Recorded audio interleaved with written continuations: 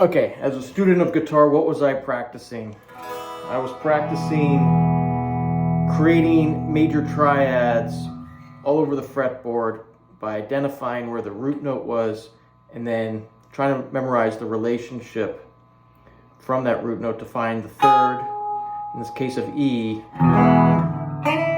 your root would be here, for instance. Your third would be a G sharp, and your fifth would be a B. That's a major triad. And if you play it in unison, that's a chord, and if you play it, ring out the notes individually, that's an arpeggio.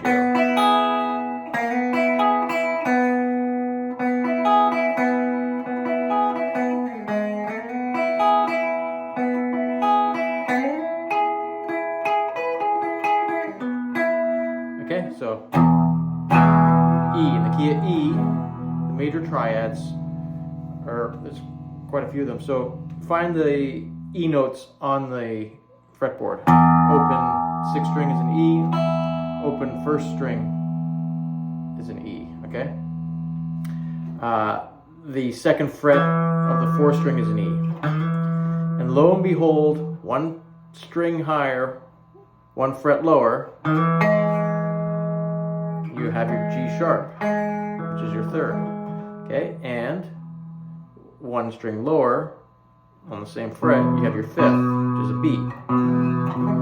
And that little shape is going to be consistent in most places on the fretboard. Because of the way the guitar is tuned, you're going to have a variance to that when you're rooting off the second string. Your relationship to the fifth is going to change, okay? And if you're rooting off the third string, then your relationship to the third is going to change.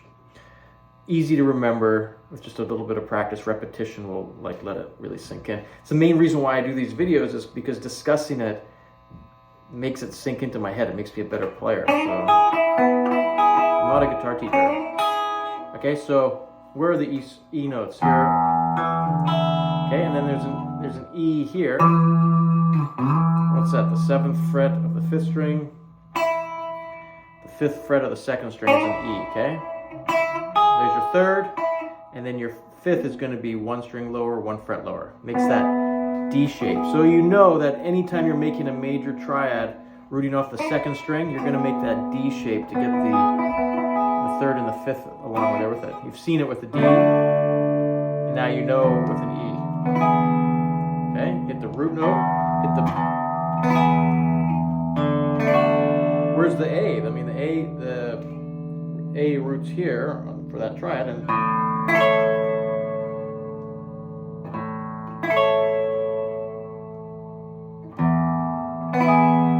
okay, practice that.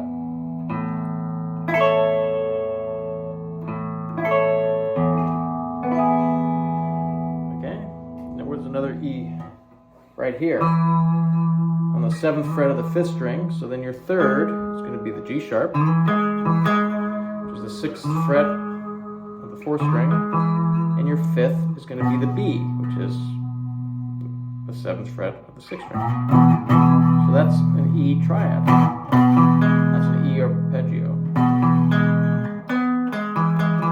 Another thing to take note of is that the relationship between the third and the next fifth is going to be a full step and a half. So you can do that. And then the relationship between that third and the root on the same string is going to be two whole steps.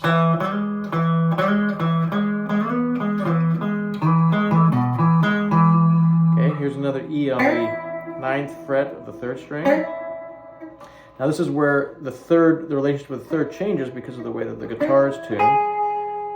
You're going to go up one string and stay on the same fret to get your G sharp, and you're going to stay on the same fret again, but go down one string to get your fifth. So your major triad looks like this when you are rooting off the third string. Okay, it's true for an E, it's true for a D, and it's true for an A. Okay. Here's another E, obviously, that it starts to repeat itself.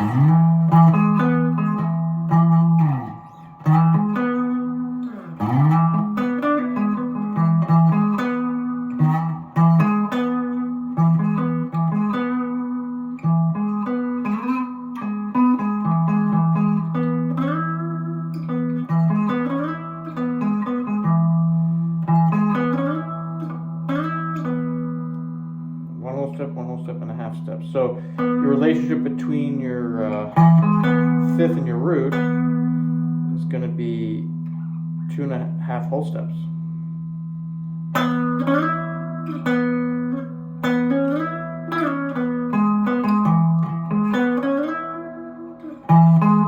Fifth, sixth, root.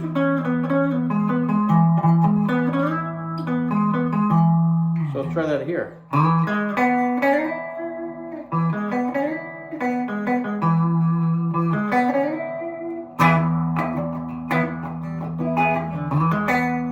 Okay, you see that? That's the 7th fret of the 5th string, 6th fret of the 4th string, 4th fret of the 3rd string, up to the 9th fret of the 3rd string.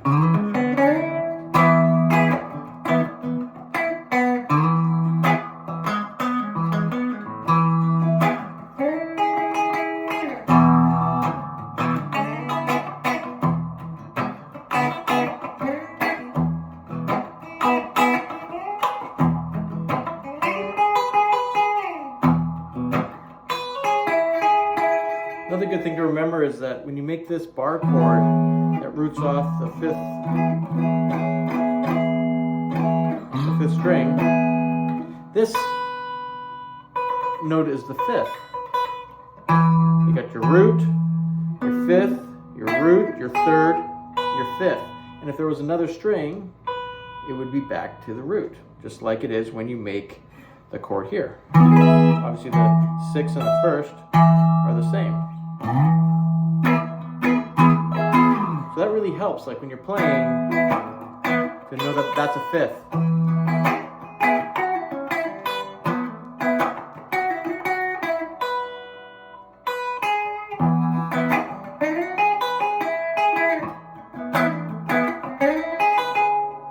That's a 6th.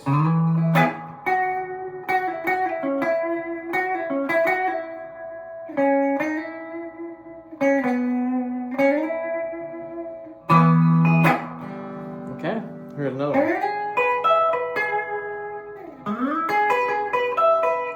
3rd root, 5th, 3rd, 5th root. So when you're making that bar chord, it's good to know that the 2nd string is the 5th. And the 1st string is the root.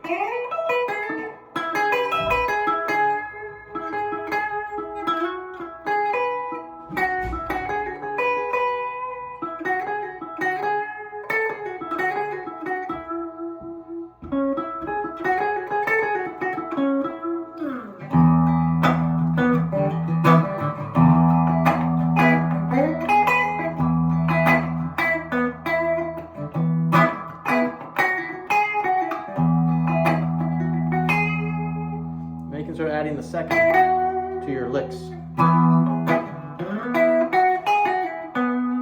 If you construct your licks, you know, as a beginner, really thinking about the 5th, the root, and the 3rd, you'll see you'll have it's a lot of fun. You play around with what works. Using the diagrams of the different shapes is great and it helps, but advancing from there and thinking about the notes as you see them on the fretboard, I think is like really great.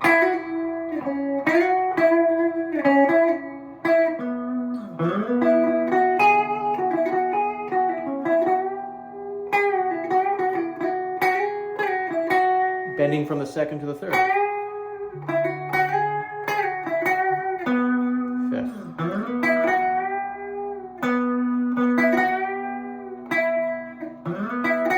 Bending from the 2nd to the 3rd, and then landing on the root.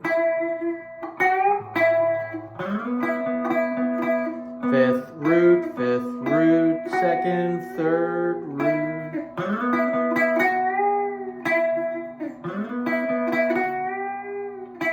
It's a cool lick.